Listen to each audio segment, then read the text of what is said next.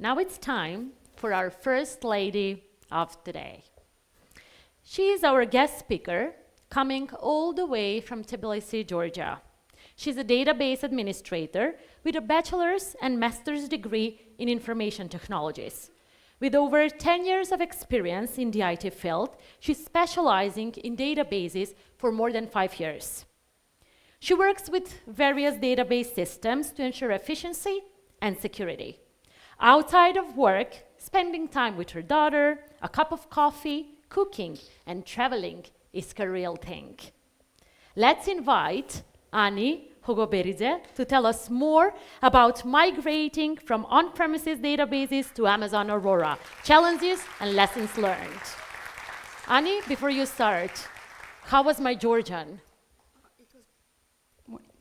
Hi. It was pretty great because our Georgian surnames and words are not really easy to pronounce, so you did a great job. Ooh, cool. Yeah. Thank you.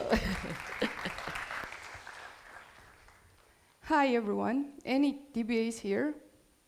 Anyone working with databases? No? Oh, there are several ones. Great. So maybe you will feel the pain behind my topic, which I will discuss today. I'm Ani. It's me, yes, before I cut my hair. And now let's start. Imagine this. You've been managing on-prem databases for years. You know everything about it, every query, every performance insights. And then, in a one beautiful day, decision is made that it's time to move to the cloud. And guess what? You're in charge of making this happen. Your task is to move huge, critical database to Amazon Aurora. The size of the database is approximately 5 terabytes. So, no pressure, right? Your task is to move this huge database with minimal downtime, no data loss, and with better performance than before. Today, I won't just share the theories about it. I will speak what really happens during real-life migrations. But before that, let me provide some information, general one about MySQL and Amazon Aurora. MySQL is one of the most widely used relational database management systems, which is known for its speed, reliability, and easy to use. It follows SQL standard, it's structured query language, and most of the times it's used with web applications, transactional systems, and reporting. And now about Aurora. It's a fully managed database, cloud database service provided from AWS, which is designed for better performance and scalability. It's MySQL compatible. Also, it moves the data between multi-availability zones, and it ensures high availability all the time. It has auto-healing storage. It provides automated backups, maintenances, and failovers. It means that DBA manual work can be reduced with this, and sounds great. But as every DBA knows, it's not just lift and shift. What can I say about our environments? Well, we are using a Percona Extra DB cluster, Galera cluster with 3 nodes for writing, plus 1 replica node, standalone one, for reading, asynchronous replica. As many of you may know, MySQL 5.7 reached its end of life, so it was time to move to the newer version. For our environment testing ones were already migrated to AWS, and for them we did blue-green deployment, which means updating Aurora version 2, which supports MySQL 5.7, to Aurora version 3, which supports MySQL 8. About our production environment, it's very huge, as I already mentioned. It handles 100,000 queries per second during its peak time. It generates more than 100 million new records per day, and in sum, it gets 4 billion records per month. So we definitely have to have a rollback plan.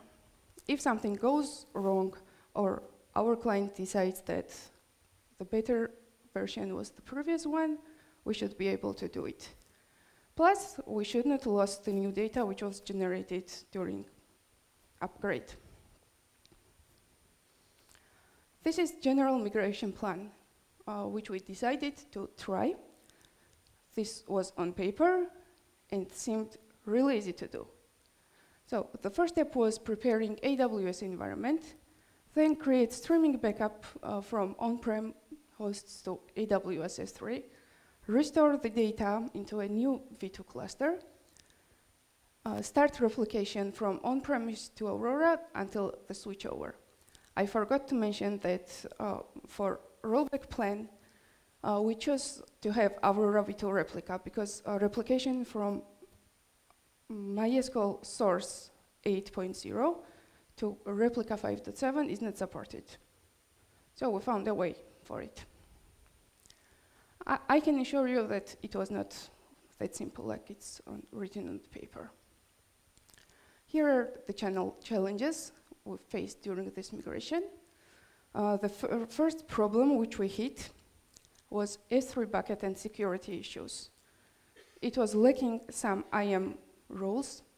A role was lacking permissions, plus incoming traffic from on-prem hosts to S3 bucket was not enabled. The decision for this was to create a new dedicated role for IAM permissions, and also to enable incoming traffic to be able to transfer the data. Another problem was parameter group misconfiguration. As it seems, some of the variables should be enabled before starting this streaming backup, because we were not able to restore the data, but we found it almost when we were finishing. Also, problem was incorrectly chosen backup method. We were using MySQL Extra Backup tool for our everyday works. It's a really good tool when you are working with a small data set, because it's fast, it gives you an opportunity to take a backup and restore it. But it was very slow with such an amount of the data. We found a way. We found MySQL shell utility, which is advanced command line tool, and it's perfect fit for working with big databases, especially when you are restoring or migrating cross-versions systems. Also, it has some additional functionalities, which was very good for us. I will mention them a bit later. Another thing was dataset collation. The one which is default for MySQL version 8 is not supported for MySQL 5.7 at all. So we needed to find the one which will be presented in all of the versions and standardize them for both of the systems. We updated all the SQL files manually and proceed to the next step. Next error was super privileges, because Aurora doesn't allow to use it. It was a big problem while creating triggers and stored procedures, because we were just not allowed to do it. So we got with a less safer way, how to say, and enabled log trust beam function creators, which allows you to create procedures and triggers for the users without super privileges. Partition tables was another thing that caused our errors and nerves, because some of the DDLs which were created during backup was in binary format, and it's not supported in Aurora. So once again, we need to find them manually and update it, all of create statements by ourselves. Although foreign key checks were disabled, we still were getting errors about it, that it was failing. For the decision, we delayed creating indexes. So at first, we restored all the data and then created all the indexes which were needed. In target architecture, as you can see, we had 4 different AWS clusters and only one on-prem host. So this on-prem host is that one big and huge database with all the data.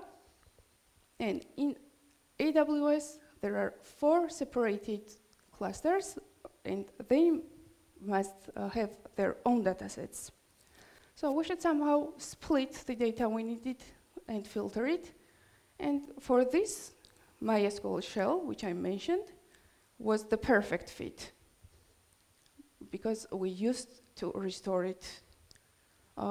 We described which databases exactly needed for each of them, restored it, and after that, we created a replication.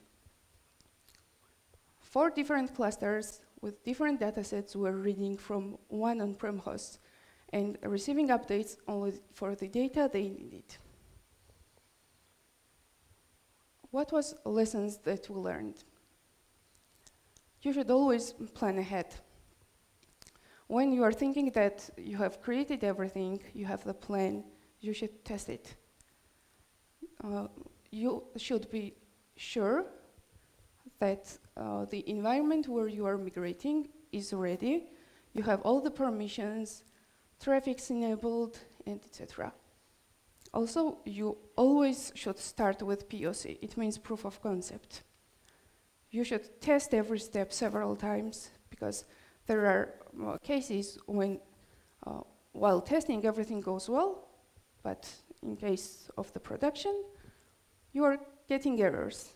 And it's a pressure, because you are time limited, everyone is waiting for you. So better to be prepared. And last but not least is that we all should start monitoring from the day one. Don't wait for the errors to be hit, but monitor the system, know how it works. It will be beneficial for all of us. And in addition, migration to Aurora is not just database shift. Database change is a mindset shift. So, as I already said, plan well, test truthfully, and always expect surprises. Thank you for listening.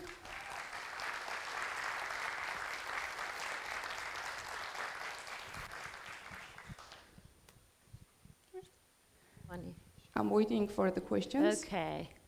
Okay, questions. We have one here, 2, 3. Yep. Do we have anyone from upstairs? Okay, let's start from the guy over here in the first row. Thank you, Anna. Great presentation, especially because I think I can definitely relate to the topic. 2 questions, actually. First is, what was the reason you decided to migrate from on-prem to cloud? And the second one would be how you actually executed. Maybe you mentioned AWS DMS as a service there, or did you use it? Did you think about using it? What was like the process there? So. Okay, good question. First of all the ops system were sitting in one room with management, and we were discussing how can we reach the better performance.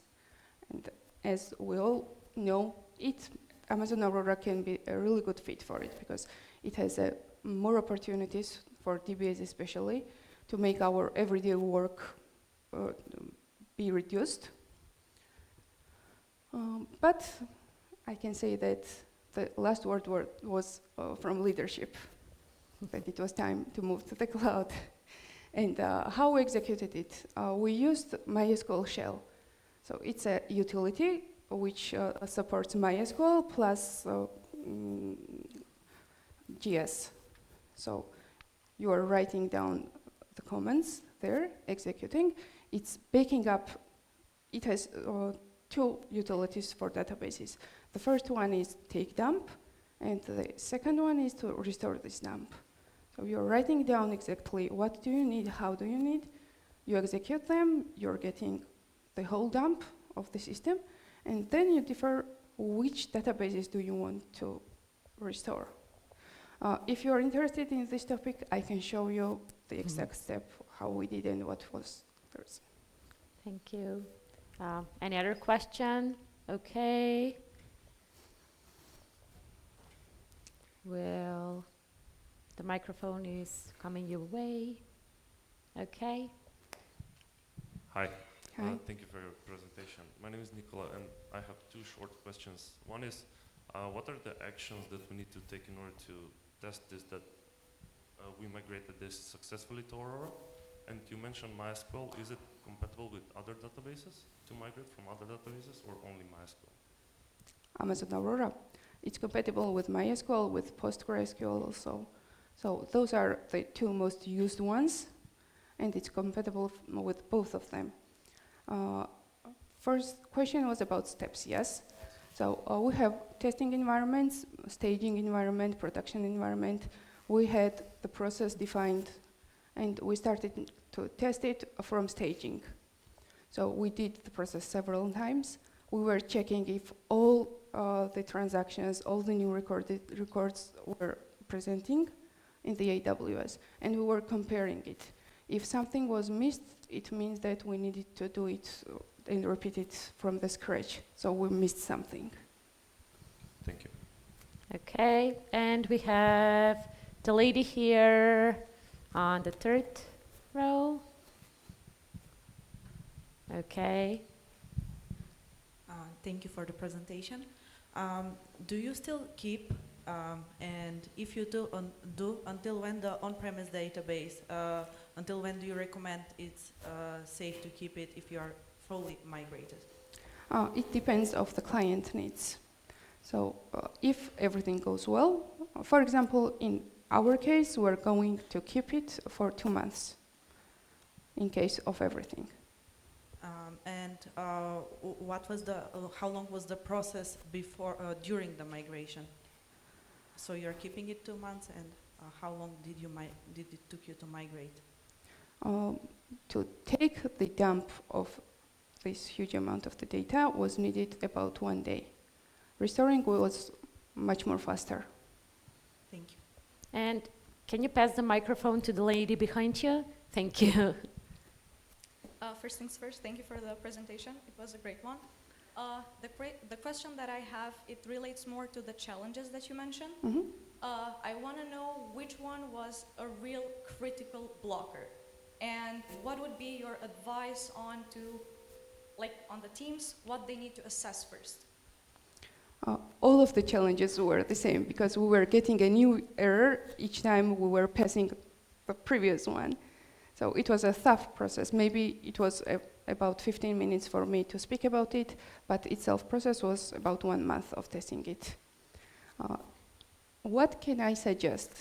Start with POC, test several times, describe the needs. So it's about what do you need, what client needs from you. So it's the main process. And then you will have the chance to find the solution for it. Thank you. I have also one short comment to make, and you can correct me if I'm wrong, but in such cases, I think knowing since the beginning the business domain of the project that you're actually working on, knowing the volume of data that you're going to have is critical in coming up with the proper architecture so that we don't face, I think, such problems and we come up to, migrate, because you deal with sensitive data. Yeah, very sensitive data. That's the most important thing in every project. Yes, but as I said, the decision was made from leadership, at least. Thank you. We just did that. Thank you, everyone. Whoever has some more questions for Annie, you can find her outside. Yesterday, she thought that most probably not a lot of people will have questions for her, but it doesn't seem like that. I was surprised to see how many DBAs are here and how many people are working with databases. Thank you very much for listening. If you have any questions, you can reach me here, or you have my QR code of my social medias. Thank you very much. Thank you, Annie, once again.